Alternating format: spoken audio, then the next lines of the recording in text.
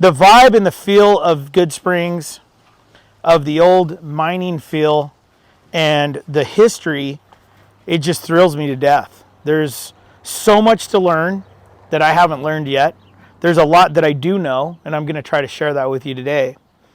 Okay, so these are some of the collection that I have here at my house. This is where I live in town. This is a 1931 Ford Model A pickup truck. And these are the ones that we're going to have a lot out there. Like these I've been collecting for this project, and this is just one of them here. If you come up this way, this is probably like a 35, 36 Ford truck, flathead dump truck, which I would like to get this running and actually use it in the town to haul the rocks and the dirt around and all the fun stuff that, you know, we can do with the truck out there. This one here is a Dodge Brothers. So this is a 28 Dodge. Cool car. It runs. I know it'll run.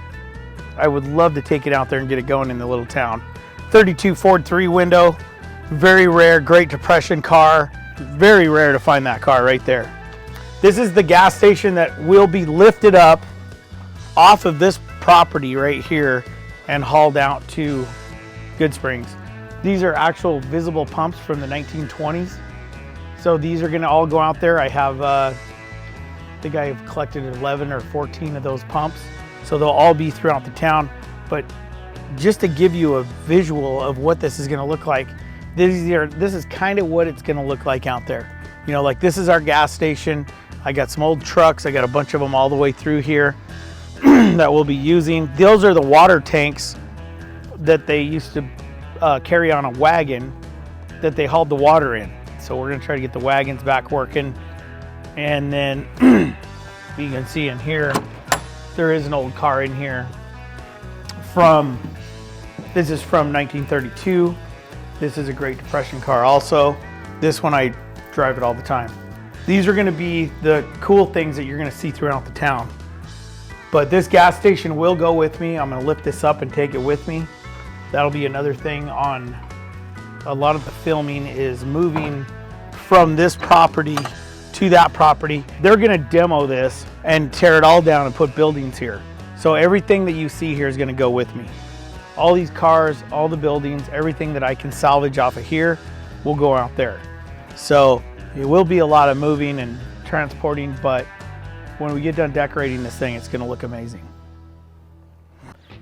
The Mercantile store sat right here. So this is Main Street that's right in front of me. And you would come in and the Mercantile store was here. There was the gas pump over here. They had the old hand pump, visible gas pump that sat out here. Was probably the only gas around for your Model T. This piece right here, basically, he was gonna try to turn it back into his grandma and grandpa's store. I'm gonna change a bunch of stuff on it because I wanna get it up in the air. I wanna build the store back up the way it was. And that's really my main goal with this right here.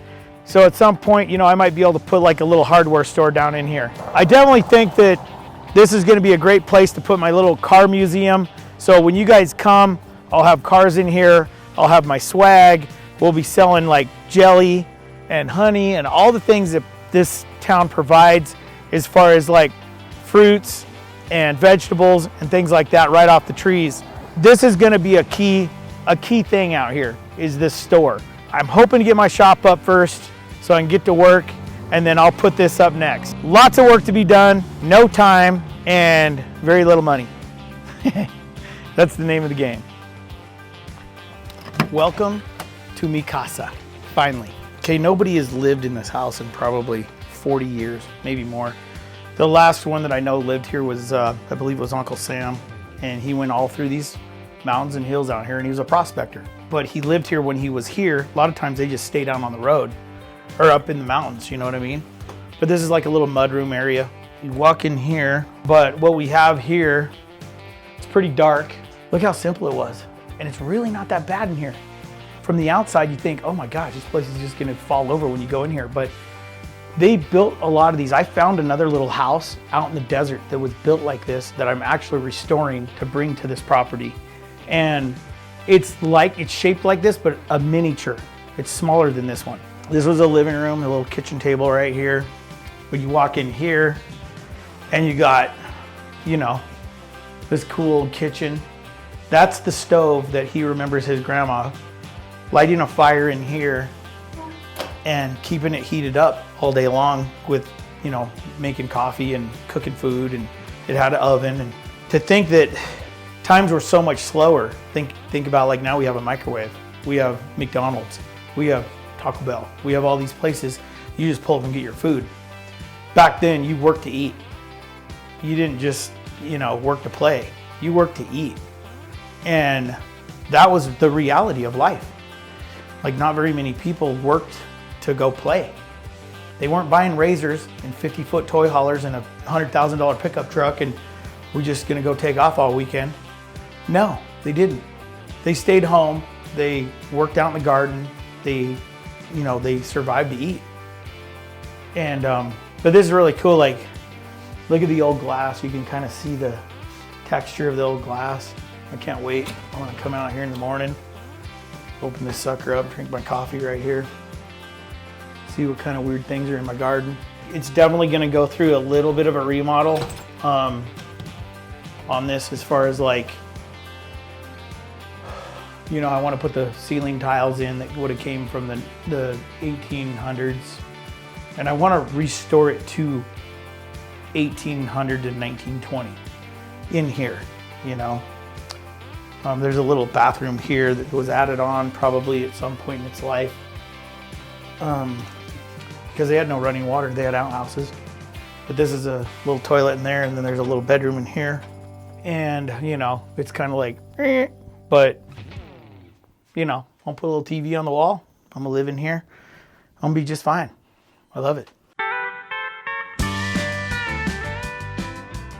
Right now is literally my yard. There is not a lot of grass in the desert, so it's really cool. It's actually impressive to see how green you can make the desert. I mean, to the left of me here is legitimately a male pistachio tree that is giant. Next to it is the female, and the female will produce thousands and thousands of pistachios this year.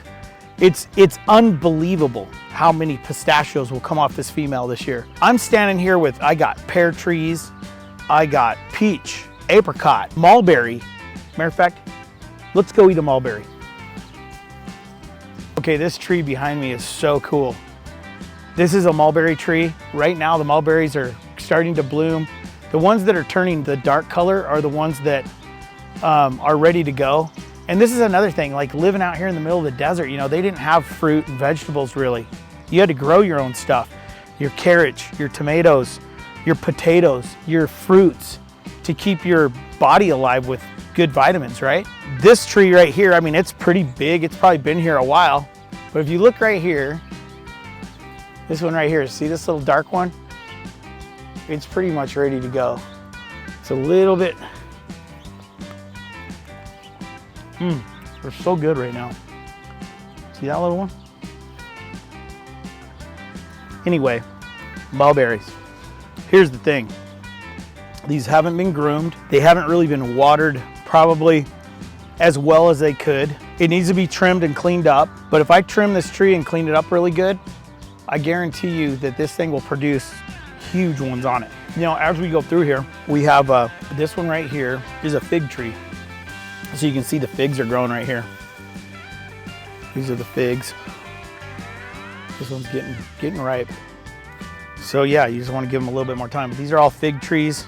These were brought in from that one that I showed you up front, Steve Fleming's grandpa. Steve's 80, his grandpa's probably 100, and he would be 100 and probably 40 years old, 150 years old probably. He brought that in here in 1910 and planted that. And these are offshoots. These are the little ones that he brought over here and grew off that. This is a piece of history that 90% of the world, 99% of the world will probably walk past. But this old water tank right here at some point has been patched so many times. If you look at all the screws and all the things in it, they patched this numerous times. Well, what they did is they actually took one of the Goodsprings porcelain signs from off the street and patched it with that. This sign right here, to me, being porcelain, is almost priceless that it says Goodsprings on it. I can see where it says you can see where it says Springs here. It's folded in half.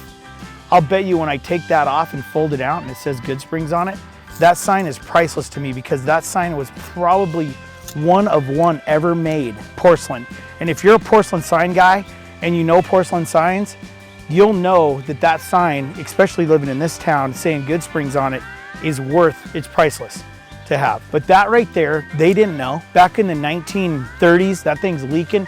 They're like, oh, go tear that sign down, we'll patch it with that. That sign to me is worth a lot. That it's still sitting there and no one's really known about it. And anybody, like I said, if you're a porcelain sign collector, you guys are freaks like me, you're looking everywhere for them. And it's really cool to actually find one still here. And I have no idea what's inside these buildings yet. There could be a discovery of some of the coolest porcelain sign collection in here. I don't know, but we're gonna find out. Yeah, I was looking around in all this stuff. There's like this old makeshift ore bucket, different things laying around, but what caught my eye, and there's two of these in here, these are the old crankers that would go on top of the well. So there was a little thing that would hold it here and hold it there, and then you would crank these and bring your bucket of water up. And then the bucket would go around this and it would crank it up. So you can see the other side's got that little cog on it. And here, and it's even wore out, you can tell from cranking on it. But that's how they bring their water up. That's pretty amazing. So I want to get these back on top of the wells and actually legitimately crank your water up with them. I think that's a big thing to do, and I think that should be shared, and you know, people should know how they had to dip in there and get their water back before power and before windmills. This would have been pre-windmill. So that well was probably dug in the 1800s. They didn't put a windmill up till probably the 1910.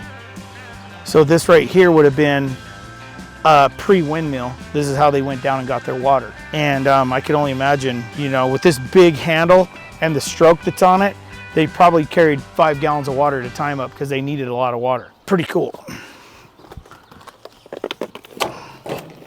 Okay, this building right behind me here has been sitting here probably, I'm saying early 1900s. There was a guy that Steve told me about that was living in here when he was a little kid. I haven't been in this house yet. I can't wait to dig through it. The front windows broke out right here where the tree is kind of starting to lean. The trees are basically starting to take over the house. There's a mulberry tree there that's starting to push on it, and then you got this mesquite that's pushing on it this way. Unfortunately, I'm probably gonna have to pull them trees out of there so they don't ruin the building, but I wanna get them out and I wanna redo this building and I wanna Airbnb it. This is definitely one of those buildings that I wanna save. It's historical and it's really awesome. So back in here, first of all, we got this giant weeping willow, which is a gorgeous tree, provides a ton of shade. It grows really good in here. But if you look back in here, I mean, there's 40 years of growth in here, 50 years that no one's been in here. This all used to be kind of open and all of these mesquite trees started growing in, but all this old lumber is something that I think Steve's dad brought in here probably back in the early days, and it's big, huge timbers. And these big timbers were probably from the Hoover Dam. And what I want to do with those is I want to preserve those and put them in my shop, make them look like part of my shop, whether it's an entry or something. Like, we're going to use all that old wood for sure. But I mean, you just walk through here and there's just peach trees and birds. I don't know if you can see back in there, but I have a whole covey of quail. They just took off running. But I have a whole bunch of quail in here. And these quail are, man, they're this big around. They're just big and healthy, and they just eat really good in here. It's really cool. But like these old drums, I want to use these old drums for landscaping and using them for whatever we want. These mesquite trees have been here for 100 years. It's crazy, and it's tearing down the old corrals, but we're gonna clean this all up. I want to clean it up and landscape it. There's so much stuff in there, you don't even know what's going on. All of this old sheeting, we're gonna use. I want to preserve that. I want to use it. There's an old water tank back in there that's really cool.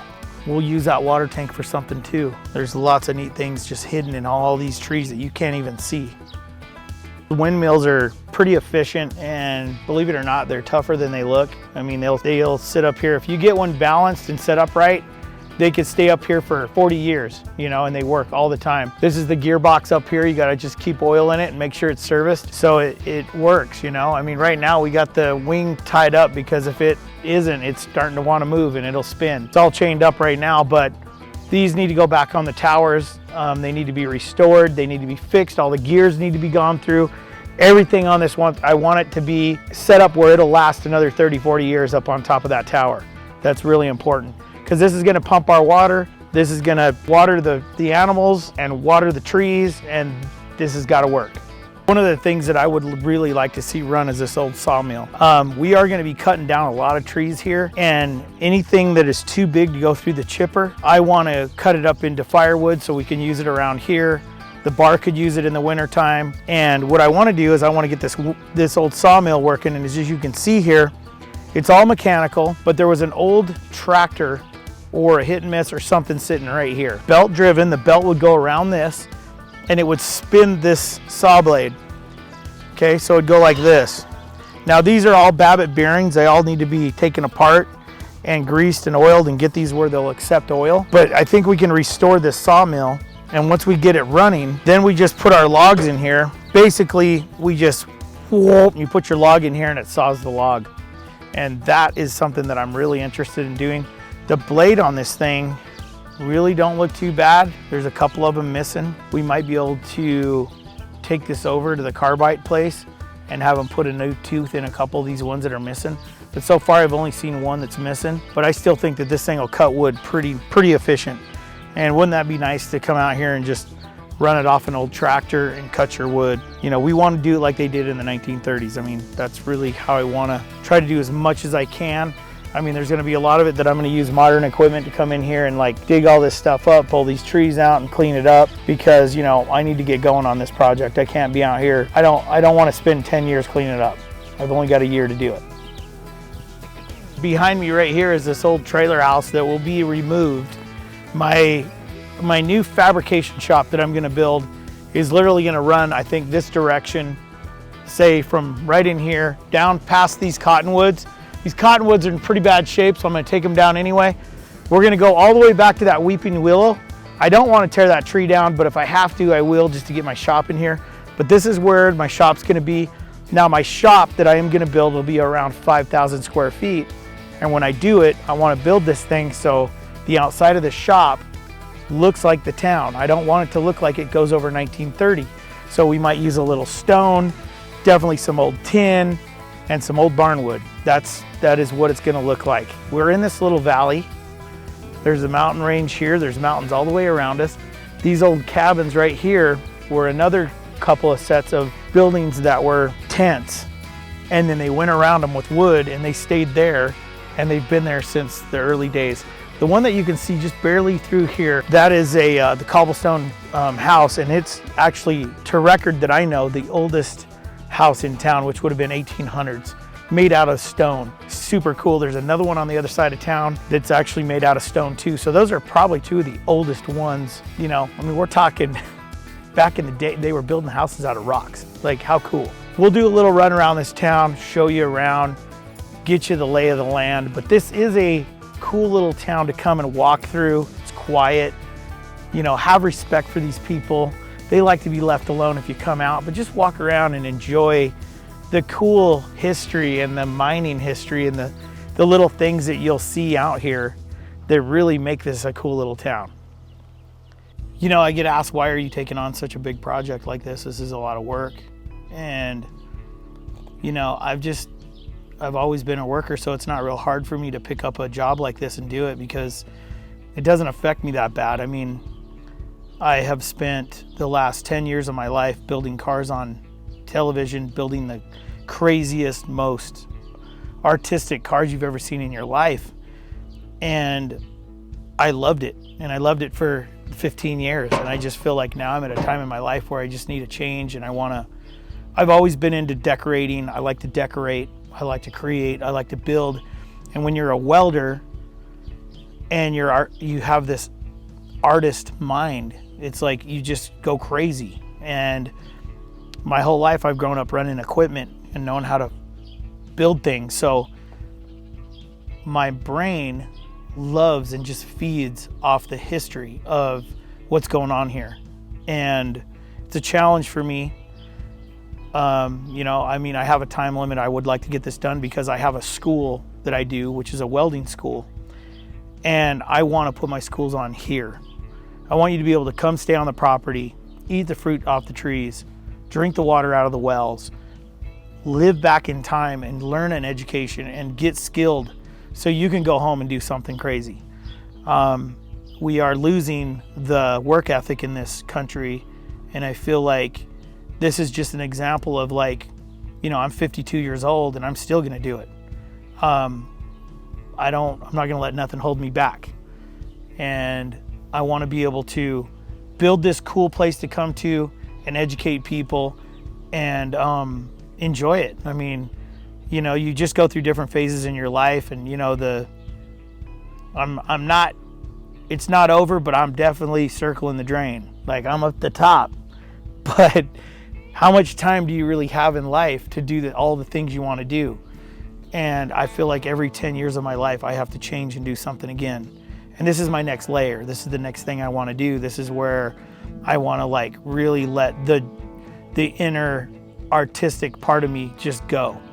And, you know, building a car is so complicated, and there's teeny little pieces, and everything is so hard to get and find. And I'm not saying this won't be, but I have so much here to work with already.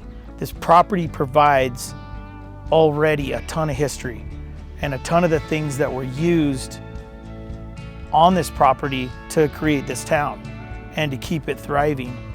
You know, I drive through this town, I see all these old buildings, and I'm just like, oh, I just want to restore that one. I want to restore this one.